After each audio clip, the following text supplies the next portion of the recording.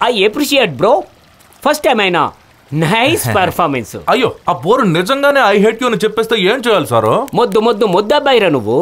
తను ఇప్పుడు I hate you అనేది కాదు ఇంపార్టెంట్.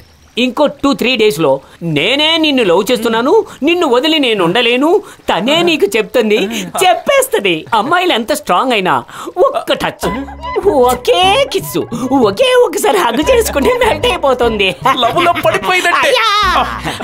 నేను నీ లవ్ స్టోరీని ఒక బుక్లో ఫీల్ అవుతాను. ద హోల్ జనరేషన్ కి ఉపయోగపడాలి. Point number 1, company. B a good companion. ఏదైనా పార్క్ తీసుకెళ్ళు, మాల్కి తీసుకెళ్ళు, సినిమా థియేటర్ గానే తీసుకెళ్ళు. సినిమా వేరే ఏ థియేటర్ దొరకలేదా? అయ్యో ఇక్కడ మాస్ అమ్మా, అందుకే ఇక్కడికి రమ్మంది. ఇది మన ఫేవరెట్ థియేటర్ బేబే. ఇదా కర్మరా. హలో, ఏంటి ఇంత టైట్ టీ షర్ట్ వేసుకుని వచ్చావు?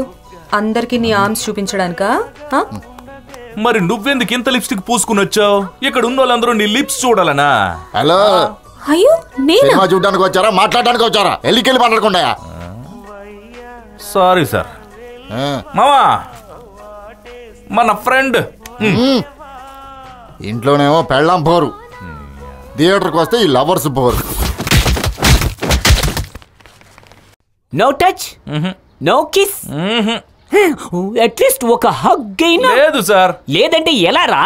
పోనీలే, ఏ థియేటర్ తీసుకెళ్ళావు? Gokul theatre sir. Gokul theatre గా? బ్రో నువ్వు వేస్ట్ అయ్యా, వేస్ట్. పోనీలే, ఏ సినిమాకి తీసుకెళ్ళావు? సూపర్ సినిమా సార్. ఏ సినిమా రా?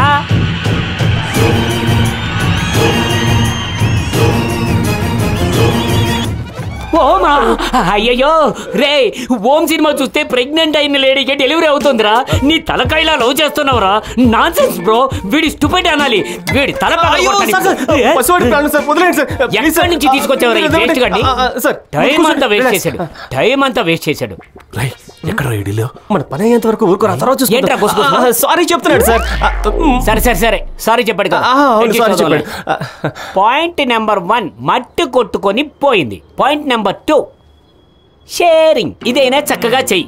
అబద్ధం చెప్పాలి, అమ్మాయిని ఇంప్రెస్ చెయ్యాలి. తన భావాలను పంచుకోవాలి. ఏదైనా యూత్ సెంటర్ కి వెళ్ళాలి, తన్ని మెప్పించుకోవాలి. ఎలాగైనా ఎంగేజ్ చేసుకోవాలిరా.